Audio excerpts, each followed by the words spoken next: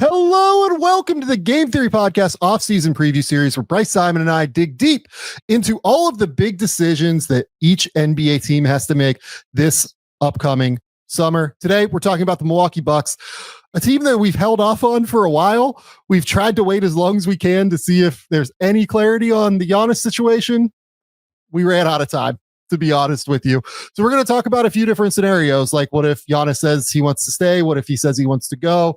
How those different operations can look. But before we do that, thank you all for making this offseason preview series such a massive success for the show. We're up over 45,000 subscribers over on YouTube now because you guys have rocked with us and enjoyed this thing so much. Thank you. If you've enjoyed it, leave a like, hit the subscribe button, over on the podcast feed, Spotify, Apple, whatever platform you use. It all really helps to support the show. These go up around 12 Eastern time every day. And we're closing in on the end now. This is, I think, going to be like 24, 23, something like that. So not too many. We've got like a week of these left. Bryce, let's talk about the Milwaukee Bucks. It all comes down to Giannis and whether or not Giannis is staying or going. Honestly, like this could be like a relatively shorter episode, or it could be like a longer one. I'm not totally sure yet. It just feels like it comes down to what Giannis's decision is, and I don't know that we have clarity on that yet.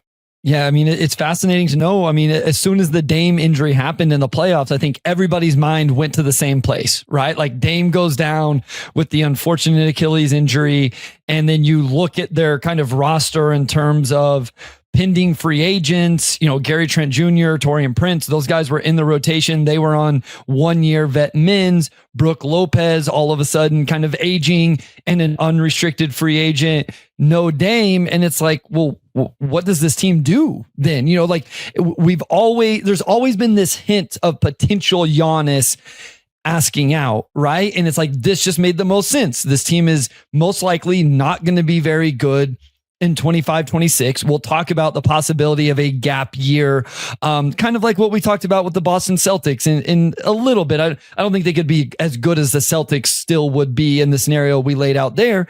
But it's like, if you don't do that, then is this the time, right? As Giannis enters his early 30s. And I think initially, Sam, I thought it was like, I was sold that Giannis was going to be playing on a different basketball team in 25-26. And as things have progressed, maybe it's just because we hear more about Kevin Durant and what's going on with him, but I'm not as sure. Like I have no intel, right? Like I tell people this all the time. I don't talk to people in the NBA, very few people. Like I'm 50-50, I feel like now. Maybe 60-40 leaning that Giannis ends up staying on Milwaukee is just like my vibes from where the energy's at and the conversations. So I may be way off there. I don't know. I mean, look, we're recording this, over the weekend. It's going up hopefully on Sunday or Monday, just because, this feels like one of those things where information could pop at any point. I mean, I do have intel, and my read is that there's been no decision made. So, that could change at some point in the next 24 hours. It could take, 24 days. It could take 3 months. Like, who the fuck knows? What I mean? Like, that's and real quick for everybody, the reason why we're so little skittish on this is we have recorded an episode that had to get thrown in the trash of 45 minutes of Tom Thibodeau and the Knicks got thrown away into wherever thrown away podcast episodes get thrown away to. And so we will be re-recording that. But as you said at the top, like eventually we got to get this out to people. And so we did the best we can, waiting as long as we could. We did. Okay. So I want to start with the idea if Giannis stays. We're going to structure this just as like 2 separate episodes, right? Sure. It's going to be Giannis stays and Giannis decides he wants to leave and what that world looks like. So let's say Giannis, wants to stay. Okay. Let's start here. Their financial picture, they're $10 million over the cap. They have 28 million away from the first apron. They're about 40 million away from the second apron. They are 23.1 million away from the luxury tax. Free agency wise, they have Brooke Lopez, who is a bird rights free agent that they can pay whatever they have to keep. Undeniably, it'd be a little bit less than what he's making right now, but we'll see if he decides to return or not. Kevin Porter Jr. as a player option that I believe he's declined. And I think that there's like a real idea that he will stay there, or at least like there are signs pointing toward him wanting to stay there. And I get why, the point guard position is wide open for next season. I mean, if you're watching on YouTube, if you're not, please do so. We have the roster under contract section, and Andre Jackson right now is the starting point guard that we have listed. So I completely understand if Kevin Porter Jr., Ryan Rollins, guys like that see, hey, let's stick around here. We might really get a role, right? Ryan Rollins, free agent. Taurean Prince is a free agent. Gary Trent Jr., free agent. Jericho Sims is a free agent.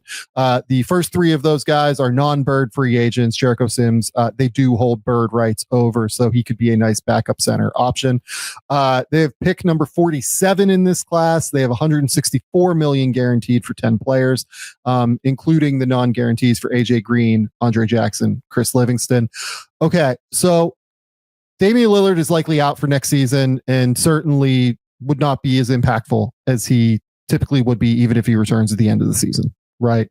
I think that we should just be anticipating that. Damian Lillard's an incredibly hard worker. I'm sure he's going to grind to get back as soon as he can, but I mean, it's a torn Achilles for a guy who's in his mid-30s. Like, it's going to be a tough one. It's going to be a situation that's going to take some time to get back from. The best scenario here for me is kind of what you said in terms of a gap year. Yeah.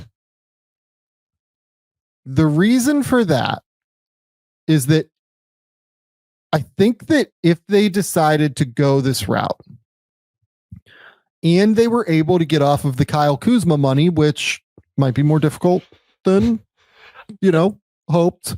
It's crazy how much that contract has flipped. Like at one time I thought that was a really good contract, descending, all of that, and then it was just dreadful this year. But go ahead. It was really bad.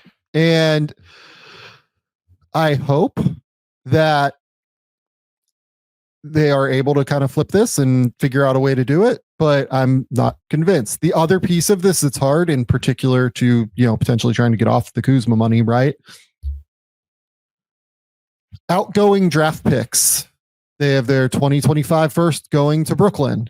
They have their 2026 first going to New Orleans in a pick swap, so they will get New Orleans pick potentially.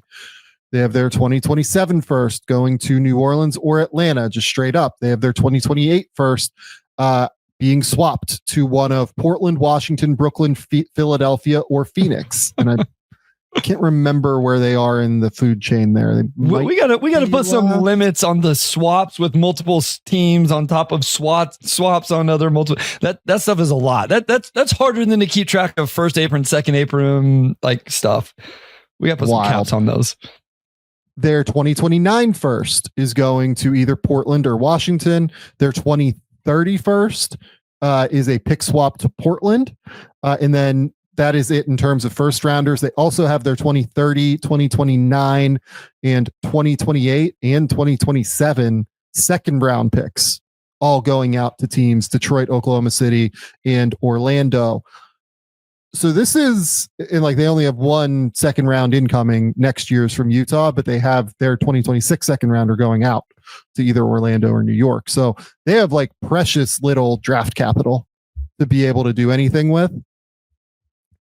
So they can't really even get off of like the Kuzma money by like attaching a pick to it, right? Like it's just not something that's really feasible to me. So let's start here. A gap year for Milwaukee, which I think is the best way to keep Giannis. It probably looks something like this. You let Brook Lopez walk. You bring back like Porter, Rollins, Sims on like very cheap deals. Maybe you use some of the taxpayer MLE. Honestly, I think they probably should use that entirely and at least do like a 1-year deal, like the DeAnthony Melton deal with Golden State last year. Yep. Where they could like maybe, get some sort of trade asset there moving forward. Overpay on a 1-year deal. Good friend Yes. Keith Smith always says, I mean, this is going to contradict what I just said. You essentially can't overpay a 1-year deal.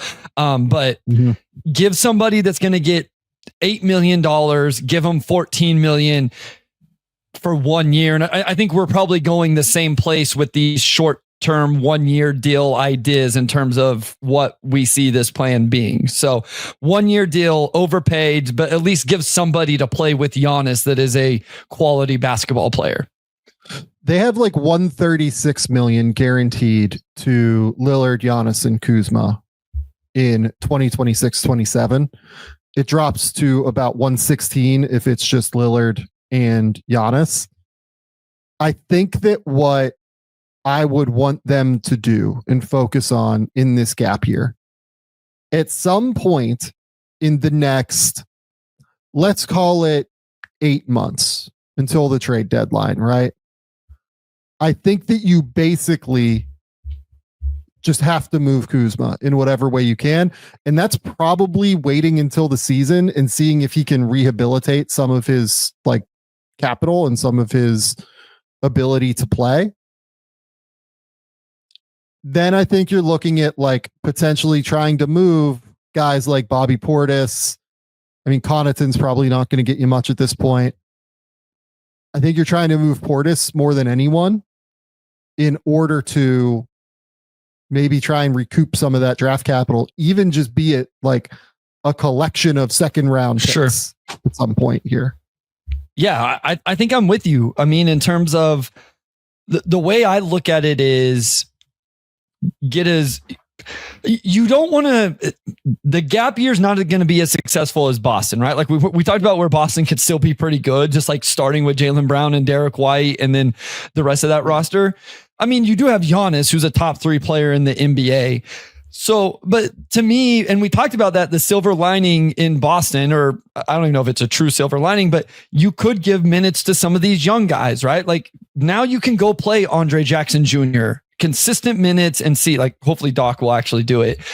Tyler Smith, like find out what you did there. Even, I don't think either of us would going to be excited about who's at 47, but maybe there's somebody, right? Maybe Jamal Meshack, right? Our guy, your guy on the defensive end, but just these young guys on your roster, you can play them, use the MLE to bring in somebody and just go try to be a competent basketball team, but on short deals and then trade off anything that has value, right? If Portis opts into that player option, I can't imagine somebody's not trading for him. If not this offseason, at the deadline. Certainly at the deadline. I know I'm a little higher than him on him than you are. Goodness. But I think there's value. I think in the right role, Bobby Portis can still provide value at that price tag for 3 months of the regular season in the playoffs. So maybe you get a little bit of something there. And then, like, even if you can get off Kuzma at a neutral, or if you can get off Kuzma next offseason where he's an expiring $20 million, right? And so I think is there not a path through some pretty good cap space here in 2026? I mean, I feel like that's where this thing is headed. If you could get off the Kuzma money, I mean, even at some point in the next 12 months, right? Because you're right, like it could be. And you didn't bring in any new money, basically. Other than, let's call it like AJ Green, because they're going to have to extend AJ Green on like a pretty good number here. Not like a crazy number, but a smart number. I would agree. Yeah. If it's a smart number, that's a guy I would be okay them signing to a 3-4 year deal at smart money, at a smart number, not an overpay, a smart number. It would be like they would have like 116 to 120 committed to like 3 or 4 guys, including the Lillard, Giannis deal plus the AJ Green money, which we'll talk about that in a minute, what that would look like, against a cap of 170 million. Now, the other question here is like, is there any way that you can move Lillard, right? Like, is there a team that's just willing to like take a flyer on him getting back to full strength and being great? Honestly, I think it just makes the most sense for the Bucks to, try and be that team. The other thing is that, like, look, I can't imagine Damian Lillard's turning down $58 million coming off an Achilles injury. He does have a player option in 2026-27. It's just worth noting, at least. Like, if he decides, like, this is like hopeless, whatever. I mean, the Bucks have like a crazy amount of space to be able to rebuild this thing long term around Giannis, but they also would be without Damian Lillard at that point. Could you do the James Harden idea with that number though? Could you talk him into turning down that player option and then Like you're getting real sketchy and Good, giving him very many years. But I mean, you could talk him into. I don't love the idea of giving him 2 extra years. Like we're talking Damian. If you're doing 2 extra years coming off of an Achilles, it probably can't be more than 300, right? Yeah. And you do gain 25 in space, but like it's scary long, right? Like that, it makes me nervous long term with him, even more so than Harden, just because of the injury situation with that. If they really want to go, like if you're going to take a gap year, you do have to go all in that next year, and you may have to take some chances. And that may be a chance you have to take with Dame is get that number down even lower. Because free agency, as you pointed out with the draft capital situation, is where they're going to have to score whatever they're going to bring in to round out this roster. Yeah. And Sam, I don't know about you. Like, do you think they have to go get a real number 2, or do you think Dame can come back and be the number 2? Because like I think that's a huge question with this. Your guess is as good as mine on that. Like the thing is that they just need guys to surround them that make sense, right? More than anything. And we'll see what that can look like, right? Honestly, like I wonder if there is a case for keeping Bobby Portis's like bird rights on some level, but I think that you probably want to. I think they need to recoup draft capital at some point too and get more flexible here. Like the whole point of the gap year here is to get more flexible. If you're the Milwaukee Bucks, nothing over 1 year to me, except for the AJ Green extension. Maybe this is the point to talk about the AJ Green potential extension. I mean, to me, like I really like AJ Green quite a bit. I mean, what's a number for you? Do you like AJ Green more than Sam Merrill? I don't either. So like, to me, that puts him 10 or less. Yeah. I was going to say like, could you do a 432? 8. I like 6 to 8. Yeah. Yeah.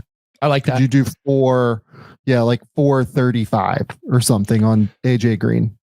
Yes. I think I like, cause if I like Sam Merrill more, that makes sense. The other thing here is why that could be really valuable. If you extend, I mean, like what? Because his deal is non-guaranteed, so it'd have to be an extension off of this year. Yeah, it gets a little bit harder because you can't. It's not a. Maybe it is a team option. Maybe they did structure it as like a both non-guarantee and a club option. If they had done that, they could have like declined the team option and then. I don't know what it's structured as. It might just be a pure non-guarantee, but if it's structured as a non-guarantee plus team option, you can decline the team option and actually get them a little bit more upfront this year, which I would imagine would be much more valuable. I might be able to shoot. So on Spot Track, it doesn't have that on there. It just has it as a non-guarantee. And I feel like they're usually pretty good, but I don't know. I'm not totally sure on that. Let me see if I can get some info while we're talking here. But the other piece of this is Andre Jackson also has a non-guarantee that year too. So, if you want to keep Andre Jackson, like you might have to extend, or you might just keep him on that 2.4 million in 2026, 27. I think that given where he's been at this point in his career, it's probably worth holding up, doing that. But that's kind of what this looks like to me. You sign, 1 year deals like the DeAnthony Melton deal. You try to continue to recoup draft capital throughout the course of the year. And you go into the summer of 2026, 27. You are super flexible. Maybe honestly, like a guy that I really like for them that I think would make a ton of sense is Luke Kennard, actually. Like they just are going to need some offensive firepower next to Giannis, a guy who can really shoot it and really space it. I think that if they did Kennard like on a 1 year deal, he'd probably have trade value at the deadline because he will put up numbers there. Yeah. No, that a name like that makes a lot of sense to me. And like you said, then you flip it at the deadline and get some future draft capital. I can't help but wonder, like, this doesn't sound like a team in a year for a Doc Rivers coach team. So that would be fascinating to watch how that plays out. And hopefully they can get him on the same page here to play these younger guys and give them a longer leash to see what they are able to do, because this is what this season is about. So, yeah. And, the other piece of this here is, maybe Dennis Schroeder is like a guy, like they need a guard more than anything. Like, I don't want to go into the season with Kevin Porter Jr. as my starting guard. I would love him to be the sixth man if I'm them, and just see if I can get some value there. But I think that they need like a guard who can play. Maybe it's Trey Jones or Tyus Jones. I was going to say, it's not Ty Jerome, because he's going to get a multi-year deal. I think at the numbers we're talking about. But yeah, like I was looking here, like Tyus Jones, Trey Jones, Spencer Dinwiddie, I think is an unrestricted free agent. Like, there's some names out there that fit this mold that may not be getting multi-year deals at this number. I mean, here's another one that, like, you know, maybe Bucks fans will like, maybe not. I mean, D'Angelo Russell is like a name here to me for them.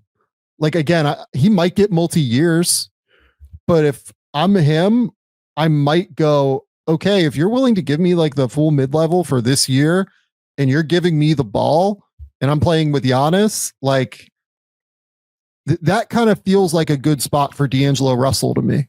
Sure. And like in that role, we've seen like D'Angelo Russell can do that in the regular season, right? Like, I mean, we've seen that be, and they might as well win as many games as they can, like play in as many competitive games as they can, right? Like, it's not like we're not saying tank, like that's not what we're saying here, because it doesn't matter. So they might as well, again, if there's something you're going to get out of this season in terms of learning anything about these young guys or developing them or seeing if any of them are part of the rotation moving forward, you want to see them in like somewhat meaningful regular season basketball games. And listen, I know D'Angelo Russell takes a lot of crap. I get it, but he puts the ball in the basket where at least you're going to score enough to stay competitive along with having Giannis. So, and the other issue here is that, like, unless you're moving Giannis, I mean, maybe like, do you think there's any chance that the Pelicans would return the pick swap for AJ Green? I don't think so. That's for this next year. Yeah, like if you could do like tomorrow, where the 2026 pick swap.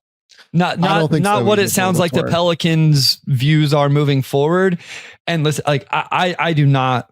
I'm sorry for speaking this in like at all, but if I'm New Orleans, I'm just going, they're one Giannis, even 2-month-long injury, not major injury, but 2-month-long injury away from that being super valuable.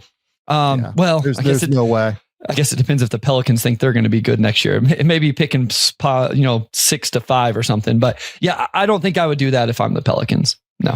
Yeah. Like, I just don't think I would either. There's no way that I'm giving up that swap unless I'm getting like real draft capital back. Like, I would need a lottery pick this year at the very least to give up that swap to me. We'll see if that's like a plausible outcome here. But like, again, like you said, they're one Giannis injury away from that being like a top 5 pick, probably. Yeah. So, okay, let's go to the other future here that is probably less fun for the Bucks fans to talk about, but the other piece of this is Giannis departing and deciding he wants to go. Yep. But before we do that real quick, let's just talk about Brook Lopez, actually. Yeah. Brook Lopez did not have the best season last year. 13 points, 5 rebounds, shot 50, 37, 83. You know, like the scoring was up, but it wasn't his best defensive season for a guy that provides a lot of his value defensively. I will say a lot of that was contextual.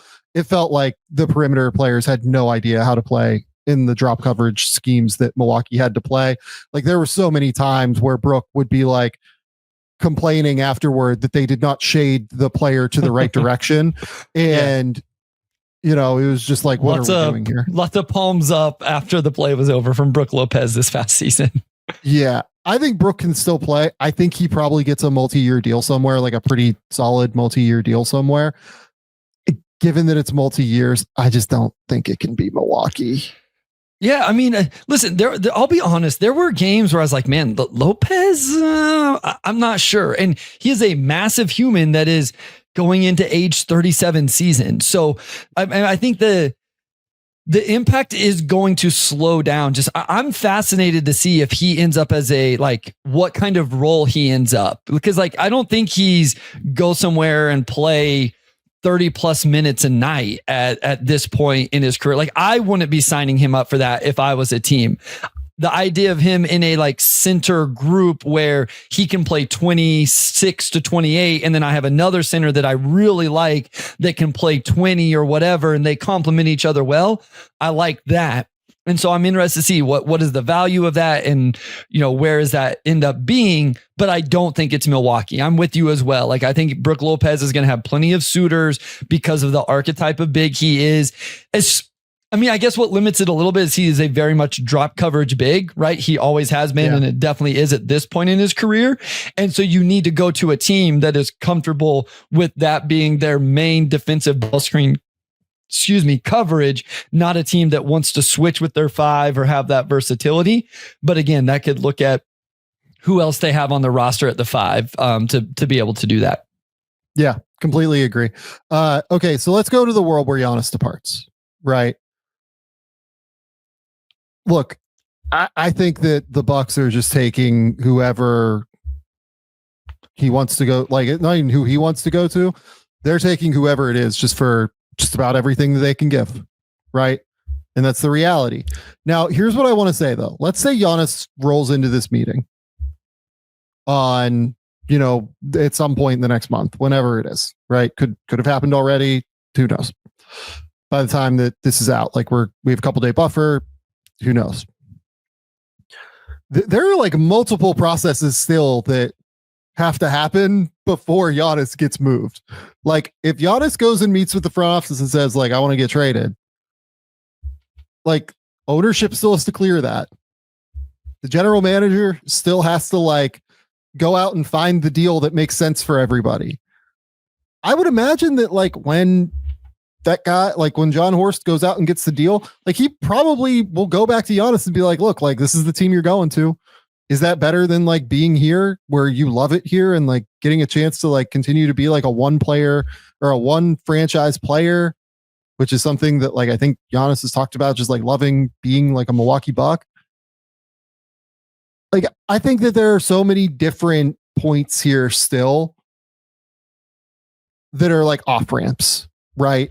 That could end up being off ramps toward real, genuine, Giannis stays in Milwaukee. But let's say that we go down this road of Giannis departing. The two teams that make the most sense to me personally are San Antonio and Houston. Mm-hmm. They are the two that can just offer the most at the end of the day. They're the two that can actually realistically get this done. There are a couple others that maybe we'll talk about, but like they're the two to me. If I am Miami, I don't think they have the assets. Like, I just don't think that it would make sense, but like they don't have their full cache of picks at this point, and their young players are just not as interesting as San Antonio's and Houston's. If you look at, is there anybody else other than San Antonio and Houston that like really track? Because here's the other thing too, and we've brought this up on a couple of other shows here when we've done off-season previews for other teams. Most of the time when a star gets traded, like the De'Aaron Fox deal, for instance, that star will have like something of a say in terms of where he goes because he'll have like real contract control over what's happening, right? In the case of Giannis, like Giannis has 2 years left and he's so good that you immediately should become like pretty close to a title contender if you're making this move.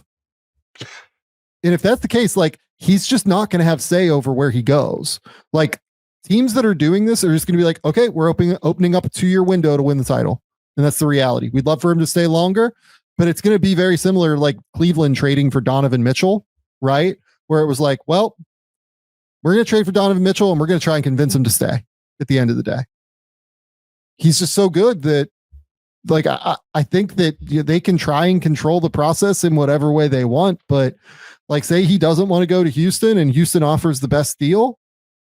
And I'm not saying he doesn't, like, I don't know, but like if Houston offers the best deal, John Horst is going to do that. Like in Houston, if they want him, they're gonna be like, look, we have the depth pieces that we can just do this, right? We can go win a title with Giannis. So I think that he is so good. Basically, there's a level you ascend to when you're a star that you're so good and you still have multiple years left on your deal if you want to leave. do you actually lose control a little bit over where you go? So let me throw out a couple teams. I assume I'm going to get a no, but I'm looking at teams that I think are wanting to win the title. Like they are in win absolutely now over the next 2 or 3 years and came up short specifically this season. So like, I don't know if Cleveland can build the package, but like, is there a Cleveland path? Donovan Mitchell, Giannis, and then you keep one of whoever. I mean, Darius and like, does Darius and Jarrett get it done? Does Cleveland consider Darius and Evan? Oh man, I hadn't thought about Darius and Jarrett. I think they both make too much money now, honestly, because remember the Bucks. The Bucks aren't a second apron team anymore, so they're actually not even over the first apron right now. So they could actually take back more money in this deal. I had not thought of the idea of Darius and Jarrett. That's an interesting one. That's actually like a genuinely interesting one. I think the answer is still no. I think if I'm them, I'm pushing for Mobley. And then if you're Cleveland, like Darius and Mobley sounds like a lot, even for a top 3 player in the league. Oh no, I'm saying that I'm just doing Mobley. Like if I'm Milwaukee and I get Evan Mobley back, are you kidding me? If you told me I'm getting Evan Mobley back for Giannis and it'd have to be like a little bit more, hell yeah, that's a home run. But if I'm Cleveland, I probably don't want to give up Mobley. Yeah, and I guess my thing there is then you still have the same backcourt quote unquote issue that is always discussed anyway. You know what I mean? Like you still have that. You still have the backcourt. With which maybe is okay. So I'm trying to make like, is there like any way? Well, like, I don't even know if Cleveland can aggregate because I think Cleveland is a second apron team. Yep. Right now. Yep. So like they can't even do Garland and Allen. Correct. They'd have to move off of the Hunter deal first and then like be able to do something like this, or the Okoro deal maybe might get them there. But yeah, so I don't even think this works, to be honest with you. So the other team, and again, I think this is going to be a no, but I think about Giannis. I think about stretch bigs, give him a really good point guard. Like, does New York put a package around the wings of some sort? Do they have any picks left? I don't know what they have left after all the moves they made. They might have one. So like, probably don't have the capital to do it, but would they be interested? Like you're obviously breaking up the Nova Knicks in some capacity now. I'm certain they would be interested. I just don't think there's any way to do it. Like it'd have to be Anunoby and Hart is your idea financially. I just don't. I don't That's know. not. So like I don't know why that helps Milwaukee to get no draft capital, and then you're building a team around Anunoby and Hart. Like that doesn't track. It just, as I was looking through teams that are title contenders, that like, hey, I think this would fit on the roster. Because like, wouldn't Giannis and Mobley be so much fun? I feel like that would be awesome. Yeah, that would be incredible. I'm all in. And then, let's do it. But I don't know how that works. So would Orlando trade Paulo for him?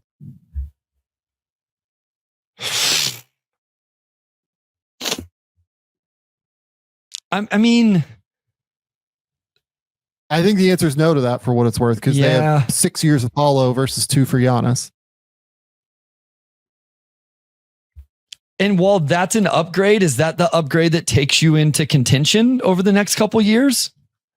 They would really have to figure some things out on the roster. I think there's a case that it could if Franz takes honestly, it's not a crazy dissimilar team to the one that Milwaukee built. Like if you think Franz is going to be Chris Middleton-y, if you think Jalen Suggs is going to be Drew Holiday-y, you just don't have you just don't have the bit. You don't have the Brook Lopez, but they have a good group of centers all around. Yeah. Wendell Carter the same kind of step out and shoot. Yeah. Just not the same level of defender, but like this team defends and like Giannis is going to go in there. That team's going to defend. Like Giannis is a better defender than Paolo. So yeah, maybe they are instantly. I mean, any team that has Giannis that has some talent around them is going to be a title contender. So yeah, I mean, Like you said, I'm more of a window guy. I've been consistent of that throughout this whole conversation. And so, but like, if you think the East is prime, you don't, whatever you think about the Pacers and the Celtics are taking, like, if you're Orlando and you think this is your window and you think you can go for it for 2 years, sure. I think Paolo's really good though, Sam. The other team that we've talked about is Toronto, probably. Like, again, if we're bringing up, like, here's the thing, because San Antonio now is the number 2 pick to offer, they don't have to offer Victor in this thing to be able to potentially do a deal. And because Houston has all of Amen Thompson, Alperen Şengün, all of these guys that are all-stars, borderline all-stars, etc., to be able to offer, you basically have to be able to offer a star of your own. That's true. In a deal for Giannis.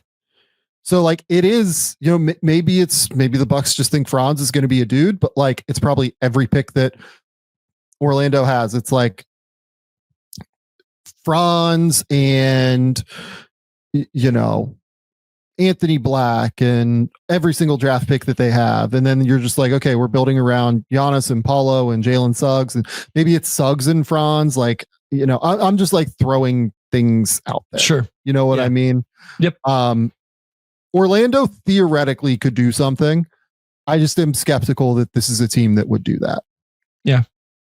Yeah. No, I mean, this is why having a guy like Giannis is so hard, because what I found, Sam, is I know how good Giannis is. I had him 3rd on my MVP ballot all season long, but then I find myself like, you can't trade Paolo Banchero right now. He's going to be a star. Like, he's going to be first team all NBA sometime. But then it's like, no, we're talking about Giannis here. You know what I mean? Like, it's just such a hard context to wrap my brain around, trading somebody at this level in his prime still, and what that means in terms of what you have to give up. Like, if you really want to acquire him, that means you may have to give up the upside of Paolo Banchero, who is incredible. Like, go look at the playoff numbers. They've been insane. And it literally will take that or multiple of your other potential all-stars, maybe all NBA level, the couple year type players. It completely changes who's available in these conversations. No, it really does. The 3 teams where I think it makes the most sense: Toronto, and I think it has to involve Scottie. Like, if it doesn't involve Scottie, you're talking about some, grouping of like Brandon Ingram, RJ Barrett, Emmanuel Quickly, Agbaji, Grady Dick, Jacoby Walter. Like, I'm not saying all these guys, I'm saying like a grouping of them. And that's just not enough. Even with number 9, it's just not enough. The high end aspect isn't there. Like, it has to be Scottie, right? In terms of the high end name. Here's my question for them. Like, this is the first, I don't know if it's the first team. Are they good enough with Giannis? Like, it's going to be Scottie plus. And again, like, I guess I'm running into the same thing. Giannis makes you a title contender. How good do you feel about that roster, though? With Giannis, like, is the surrounding stuff interesting enough for you with Toronto? It is talented, I guess. I think it is personally, but like, is it good enough? I'm skeptical of that. Like, good enough is the key here. Like, if you're giving up Scottie and like Pirtle or something to just make the money work, right? Pirtle's the closest that makes the money work, is why I say that. Like, Scottie, Pirtle, and 4 picks or whatever, right? You're now doing Giannis, Brandon Ingram, Emmanuel Quickly, RJ Barrett, Agbaji. Maybe you have to give up one of Grady Dick and Jacoby Walter, like one of those guys. It's a decent team. It's pretty fun, I think. Like, it kind of works. But do I think that they win the NBA title? Probably not. But you're closer at least. Yeah. And you're building around a real dude in Giannis. Yeah, that's true. Again, just like I fell into with the Orlando one, you have Giannis and you have real dudes, real NBA players around him. So you're in the conversation. So, okay. Yeah. Second team is Houston. All of Alperen Şengün, Amen Thompson, Tari Eason, Jabari Smith, Reed Shepherd, Cam Whitmore, Jalen Green, etc. Like you can make the money work any which way that you want to. I would imagine that more than anything, this deal definitely involves Alperin, because I don't think Alperin and Giannis together work in any way, shape, or form. They just like to operate in the same areas way too often. In that area is the middle of the court, and that it becomes harder for your guards to work in the middle of the court. I mean, look, if it's Alperin, Brooklyn picks, they have a Dallas pick forthcoming, but Dallas now has Cooper Flag, so like that's not crazy valuable. They've number 10 this year. If I'm Milwaukee, I'm asking for a men though. At the end of the day, like I want a men, and you either give me a men or maybe it's a men in some stuff as opposed to Alperin and everything else. But I want a men, Jalen Green for the salary particularly, and I want like picks if I'm Milwaukee, and that's the only way it works. And if Houston doesn't give up Ben Thompson, so be it. Yeah, and I think like even more so, like I think people know where we stand on Amen Thompson. You're also just like, as we've talked through this, I've also wondered about some of these names in terms of like, what will Milwaukee value in terms of you're going full scale rebuild with this, right? And so it's like, you're getting a guy that's still a couple more years on his rookie deal. And I do think, I wonder how important that would be to the Bucks in terms of knowing they're going to be really, really bad for a couple of years, and not like, Şengün's already getting paid and on that rookie, that first extension. Like it'd just be interesting. Yeah. The team building aspect of it, the cap aspect of it, in terms of, are you going to want to take back guys on those numbers already? Or are you going to value guys that are still on their rookie deals more, knowing that it's 2-3 years before you're ready to be competitive? I think Amen is drastically more valuable than Alperin. Yes. 7 years of control versus 5, 2 of those being very cheap years of control. Yeah, I think Amen is like, and honestly, again, I've said this and Rockets fans feel some type of way about it, but like I thought Amen was their best player from the time he entered the starting lineup when Jabari went down until the end of the year. So, I thought Alperin was arguably I thought it was like some mix of Alperin, Fred at times, Steven Adams, frankly, at times, and Amen at times in the playoffs. But as you made me rank their guys from, the time that Amen entered the starting lineup into the end of the regular season, I would have said that Amen was their best player from that point forward in the year. It's hard to give that guy up. That guy's 22.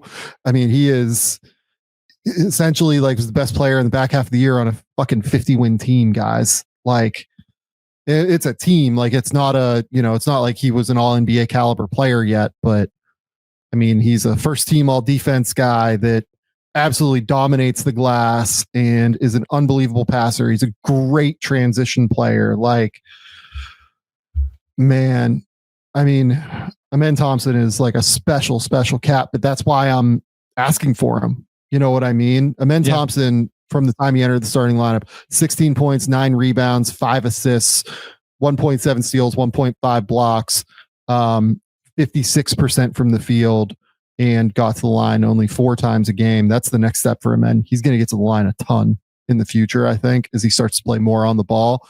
And he's one of the best defenders in the league. Like, give me Amen Thompson. That's a great start for defensive player of the year this year too. So that's a great start for your rebuild, right? Is the point here. If you're Milwaukee fans, I'm not saying you couldn't get excited about a Şengün, Reed Shepherd, Jabari Smith Jr., Jalen Green picks return. But you could really get excited about Amen Thompson if this is how this thing played out in terms of, again, I think the contract control is meaningful in this conversation as well, because, Şengün, again, is already on that money, making, 35 all the way up to $39 million. So I don't know. It would be interesting. I struggle so much going back and forth. What do you give up? But if you're Houston and you don't feel like the true number one guys on the roster and you feel like you have a window here, again, at some point you do have to open that window. And if you feel like you got to go get Giannis to do it, I would understand them doing that. I sure would try to keep him in though, if I was Houston.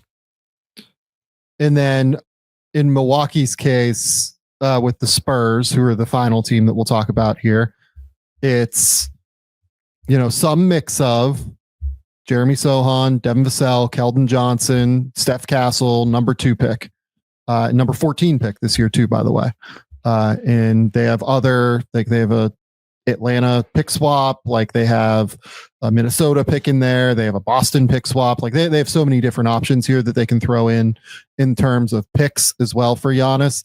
To me, the deal starts with the number 2 overall pick. Yeah. I do think the number 2 overall pick with Dylan Harper is a little bit more valuable than Steph Castle this year. If I'm Milwaukee, I'm fighting for both, if I'm being honest. I think that it's not unfair for them to fight for both. If I'm the Spurs, I don't know how excited I am about doing both of those picks, or both of those assets. But, if I'm, again, it's Giannis. And the key is that if Houston offers Amen Thompson and other stuff, if San Antonio then wants to top that offer, you might have to do both Steph and number 2, right? So like I would rank those assets right now. I think I would have Amen over Dylan Harper.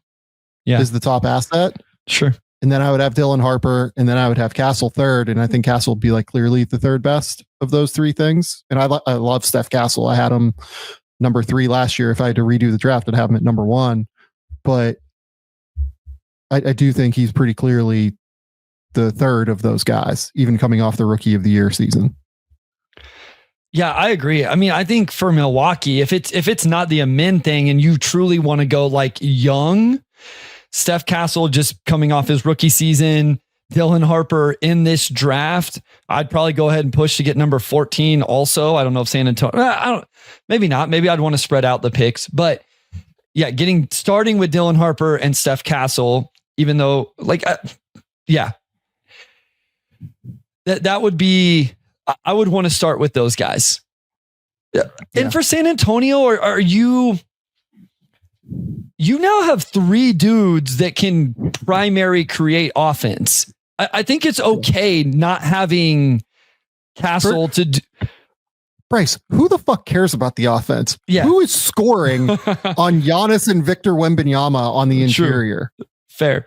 Well, that's where Steph Castle would be even more fun. Like what he would do on the perimeter defensively with those guys behind him. But you know what I mean? Like you don't, people always talk about like needing extra ball handlers, creators, all of that. Like you're good. Like I'm more worried about having enough of like getting all 3 of those guys involved. So yeah, God, that would be insane. Those 2 guys playing together. It's a really, really nice pairing of just unbelievable physical players. Yeah. Yeah. Completely agree. Look, those are the offers. I think like some mix of that. I don't care to make a prediction because I don't think the Bucks fans care about a prediction. Like I think they want to keep Giannis. You know what I mean? Those are like the ideas of what the deals would look like, though. It involved those mix of assets and players and everything. Houston would have to offer a crazy amount on top of that. Like they're offering, if you're offering Amen, like maybe you're offering a little bit less. But if it's like Şengün, then it's Şengün and Tari Eason and, Reed Shepherd might have to be in that deal. Like there's so many dudes that you're going to get on top of number 10, on top of Şengün. If it's Amen, it's probably like an asset or 2 less, honestly. But, it's still more than Amen, I think, if you're getting for Giannis. Sure. Yeah. So, okay. Bryce, those are the pathways the Bucks can take this summer. That's the reality of where we're at. Tell the people where they can find your work. Tell the people what's going on. Yeah, at Motor City Hoops on Twitter, on Blue Sky, have the Substack, the Pistons Pulse podcast, otherwise Game Theory podcast here with Sam Vecenie. As Sam mentioned earlier, thank you guys so much for your support of the offseason previews. We really, really enjoy doing this. It's been a fun exercise this year. We are kind of winding down now, which is a little bit sad, but exciting all the same. And so if you enjoyed this, tell a fellow Bucks fan, tell a fellow NBA fan at large. I always hear people complaining about some of the sports coverage around the NBA. I don't know where else you get 52 minutes of fake Giannis trades, but also here's what you do if Giannis stays. And we gave it all to you. So tell somebody about it, hit like, share, subscribe, and help us continue to grow. Yep. Okay. Go to The Athletic. Keep me employed over there. We will be back tomorrow with another off-season preview. Go hit the subscribe button over on the YouTube feed. Game Theory Podcast with Sam Seating. Until next time, we'll talk soon. Bye.